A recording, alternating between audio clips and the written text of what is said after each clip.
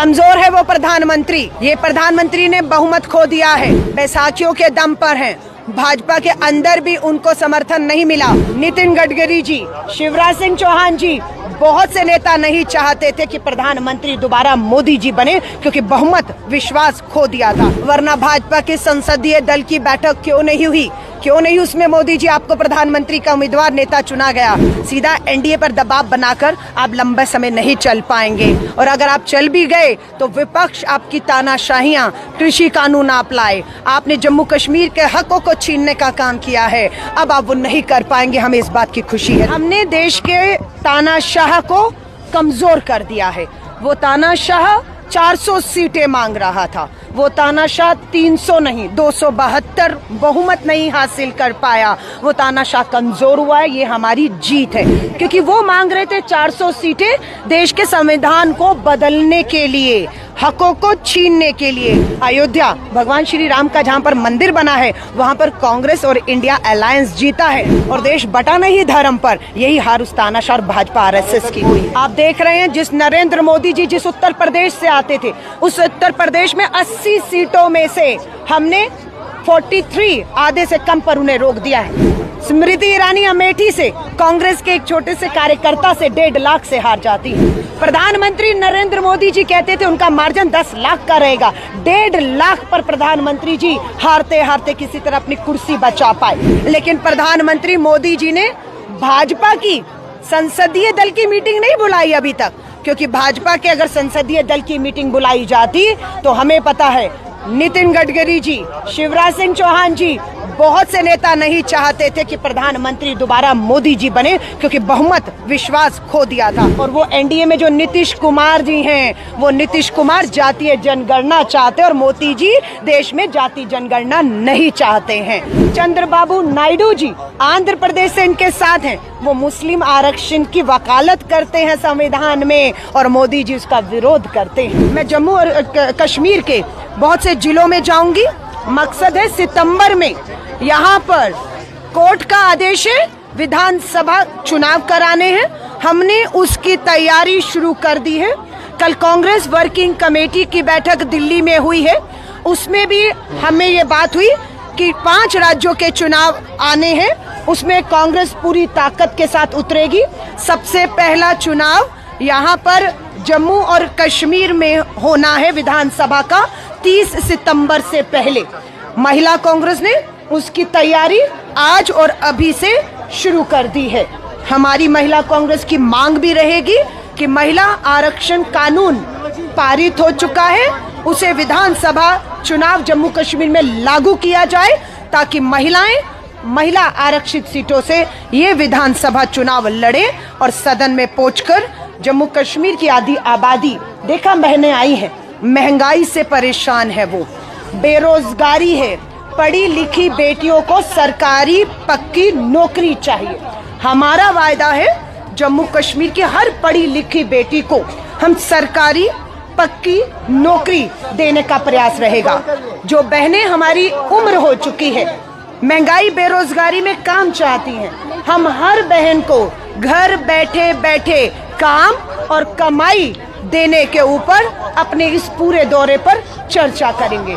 हमारी जम्मू कश्मीर की बहनें आज भी घरों में बहुत से काम करती हैं और हाथ से बहुत सी चीजें बनाती हैं, लेकिन उसके बावजूद भी देख रहे हैं कि बेरोजगारी और महंगाई से वो लड़ नहीं पा रही हैं। अब हम उन्हें आर्थिक ताकत देंगे, संगठन मजबूत करेंगे, और संगठन के साथ साथ हम आधी आबादी की हिस्सेदारी राजनीतिक तौर पर तय करेंगे, और उनके मुद्दों को हम यहाँ पर पूरी ताकत के साथ उठाने जा रहे हैं।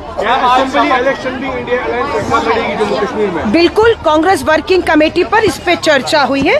फैसला क्या होगा, हमारा शीर्ष नेतृत्व श्री राहुल गांधी जी, सोनिया गांधी जी, राष्ट्रीय अध्यक्ष मल्लिकार्जुन खड़गे साहब बैठकर तय करेंगे कि अलायंस होगा, अलायंस नहीं होगा। पर हाँ, ये है कि हमने ये चुनाव जो है इंडिया अलायंस ने, अगर जम्मू और कश्मीर की बात करेंगे, 5 सीटों पर मजबूती से मिलकर लड़ा है, और हम 5 में से 2 सीटें जीतने में कामयाब हुए हैं। उसका माइक ले लो, मैं बात कह रही हूँ। आज शाम को शपथ ग्रहण हो रहा है, तो किस तरह देखती हैं आप? देखिए, हमने देश के तानाशाह को कमजोर कर दिया है। वो तानाशाह 400 सीटें मांग रहा था, वो तानाशाह 300 नहीं 272 बहुमत नहीं हासिल कर पाया। वो तानाशाह कमजोर हुआ है, ये हमारी जीत है, क्योंकि वो मांग रहे थे 400 सीटें देश के संविधान को बदलने के लिए, हकों को छीनने के लिए। जम्मू और कश्मीर के हकों को उस तानाशाह ने बहुमत के दम पर छीना है। जम्मू कश्मीर राज्य को जम्मू कश्मीर लद्दाख बना दिया और उसके बाद यहाँ का पूर्ण राज्य का दर्जा छीना, लोक विधानसभा भंग कर दी, राष्ट्रपति शासन लगा दिया, चुनाव नहीं होने दिए। ये सब उसने किया है, लेकिन अब वो कमजोर हो चुका है और हम ताकत से विपक्ष में बैठे हैं। पर हमें विश्वास है ये सरकार 5 साल चलने वाली नहीं है। कांग्रेस की इंडिया अलायंस की सरकार आने वाले समय में इन्हीं चुनावों के बाद आपको बनते हुए दिखेगी। कांग्रेस की जीत को आप कैसे देखते हैं? बदलाव दिखते हैं आप हिंदुस्तान में बहुत बड़ा बदलाव हुआ है। आप देख रहे हैं, जिस नरेंद्र मोदी जी जिस उत्तर प्रदेश से आते थे, उस उत्तर प्रदेश में 80 सीटों में से हमने 43 आधे से कम पर उन्हें रोक दिया है। स्मृति ईरानी अमेठी से कांग्रेस के एक छोटे से कार्यकर्ता से 1.5 लाख से हार जाती है। प्रधानमंत्री नरेंद्र मोदी जी कहते थे उनका मार्जिन 10 लाख का रहेगा, 1.5 लाख पर प्रधानमंत्री जी हारते हारते किसी तरह अपनी कुर्सी बचा पाए। लेकिन प्रधानमंत्री मोदी जी ने भाजपा की संसदीय दल की मीटिंग नहीं बुलाई अभी तक, क्योंकि भाजपा के अगर संसदीय दल की मीटिंग बुलाई जाती तो हमें पता है नितिन गडकरी जी, शिवराज सिंह चौहान जी, बहुत से नेता नहीं चाहते थे कि प्रधानमंत्री दोबारा मोदी जी बने, क्योंकि बहुमत विश्वास खो दिया था। इसलिए एनडीए की मीटिंग में उन्हें पहले नेता चुना जाता है और वो एनडीए में जो नीतीश कुमार जी हैं, वो नीतीश कुमार जातीय जनगणना चाहते हैं और मोदी जी देश में जातीय जनगणना नहीं चाहते हैं। आपके जो हैं चंद्रबाबू नायडू जी आंध्र प्रदेश से इनके साथ हैं, वो मुस्लिम आरक्षण की वकालत करते हैं संविधान में और मोदी जी उसका विरोध करते हैं। सो इसीलिए ये सरकार चलाना आसान नहीं रहेगा। ये सरकार गिरेगी, अपने आप गिरेगी और इंडिया अलायंस सरकार बनाएगा और जम्मू कश्मीर के हक लौटाएगा। आप नहीं कर रहे कि 5 साल ये सरकार नहीं रहेगी? बिल्कुल। क्या आपको लग रहा है क्या मेन रीजन हो सकता है इस 5 साल से? मेन रीजन वही बैसाखी, जो बैसाखियां हैं जेडीयू और टीडीपी, चंद्रबाबू नायडू और नीतीश, वो बैसाखी कमजोर हैं।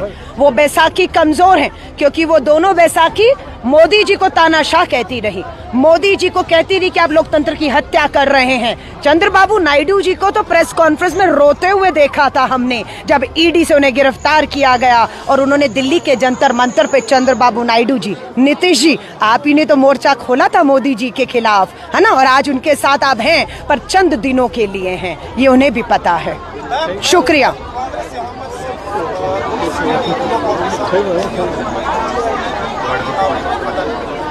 नहीं, मैं फिर कह रही हूँ, ये लोकसभा के चुनाव थे, हम बहुत सीमित संसाधनों में लड़े। हमारा इनकम टैक्स की रेड करके हमारे खाते सीज कर दिए गए, हमारे पास पैसा नहीं था लड़ने के लिए। ईडी, सीबीआई, इनकम टैक्स, सब चुनाव आयोग से हम लड़ रहे थे, हम गोदी मीडिया से लड़ रहे थे। नैरेटिव सेट किया जा रहा था मोदी जी द्वारा, मच्छी, मटन, मुस्लिम, घुसपैठिए, पाकिस्तान, क्या क्या नहीं लाए इन चुनावों में, पर देश बटा नहीं, क्योंकि राहुल गांधी जी ने बटने नहीं दिया। भारत जोड़ो यात्रा की, अयोध्या भगवान श्री राम का जहां पर मंदिर बना है वहां पर कांग्रेस और इंडिया अलायंस जीता है। 5 सीटें उत्तर प्रदेश की जो भगवान श्री राम के मंदिर के आसपास की हैं वो इंडिया अलायंस ने जीती हैं और देश बटा नहीं धर्म पर। यही हार उस तानाशाह और भाजपा आरएसएस की हुई है।